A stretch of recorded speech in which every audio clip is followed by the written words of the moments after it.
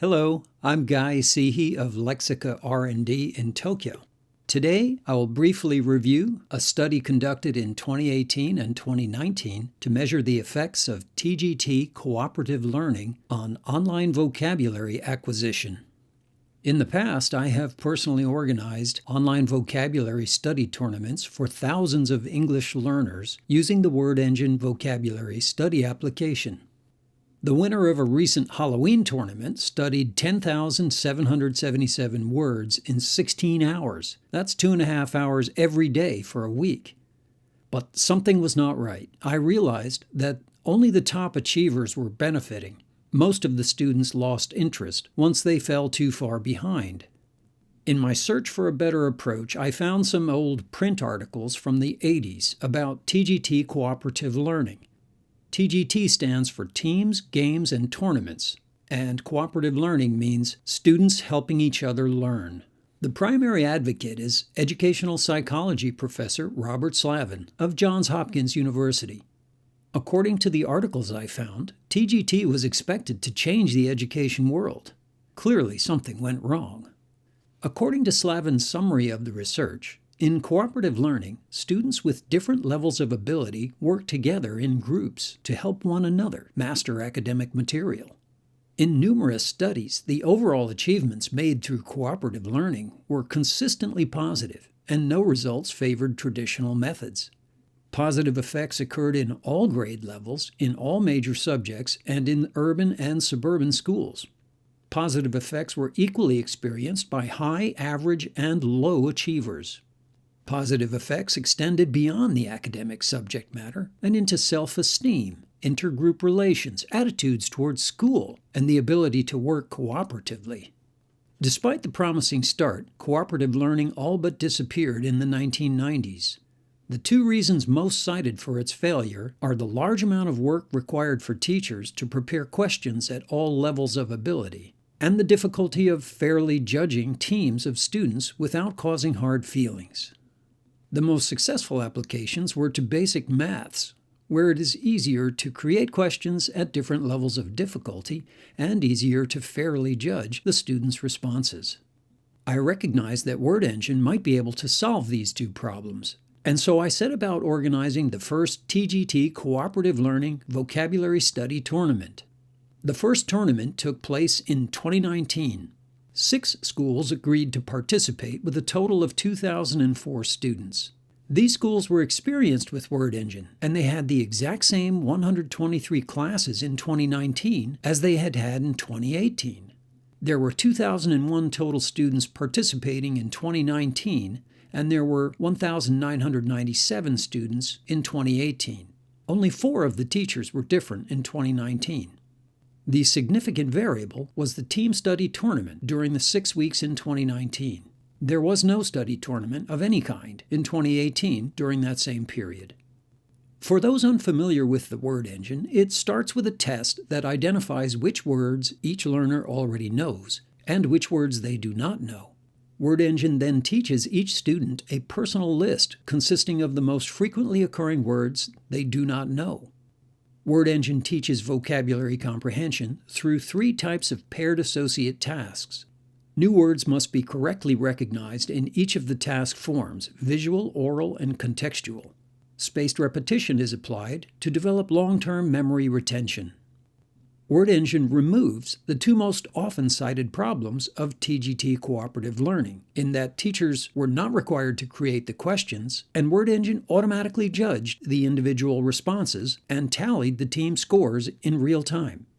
Teachers have control over the study goals that they set for their classes. With Word Engine, teachers assign weekly study goals in terms of correct responses. Based on many millions of hours of study, we know, for example, that 420 correct responses will require an average of 42 minutes of time on task to complete. As I have access to all of the teachers' accounts and data, I can confirm that the weekly goals set for each class were the same in 2019 as they were in 2018. In the students' apps, a goal tracker shows their daily and weekly progress.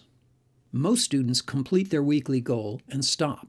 About 10% do much more than is required. I was curious if a team-based tournament would inspire more students to exceed their assigned goals.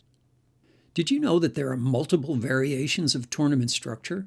None of the TGT research I found had looked into that.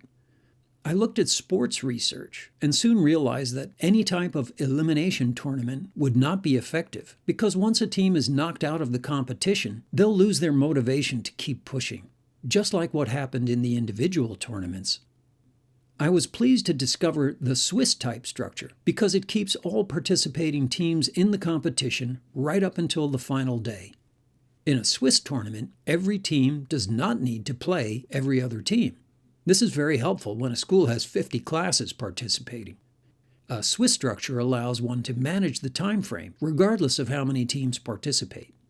Another important consideration is how to fairly judge teams when they are different in size. We determine the outcome of each weekly match based on the average number of correct responses per student, not the team's total number of correct responses. In this example, there are 6 teams, 8 Hawks players against 15 Toucans, 12 Kangaroos versus 9 Tigers, and 10 Eagles versus 14 Pandas. At the end of the first weekly round, the Hawks completed 628 average correct responses, and they defeated the Toucans, so they get 1 match point. Match winners get 1 match point, losers get no points. There are no ties because there's a tie-breaking formula. The Tigers and the Eagles also won their matches, so they each get 1 match point as well. The 2 highest performing teams were the Tigers and the Eagles. These 2 will face each other in the second round, otherwise it will be too easy for them to win. The lowest performing teams were the Toucans and the Kangaroos. These 2 will be matched in the second round, so that they have a chance of scoring a first match point.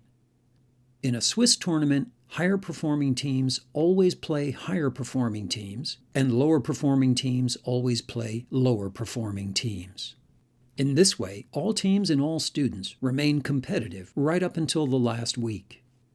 At the end of the tournament, the students in the 2019 classrooms had increased their overall average weekly correct responses by 48% over the students in the 2018 classrooms.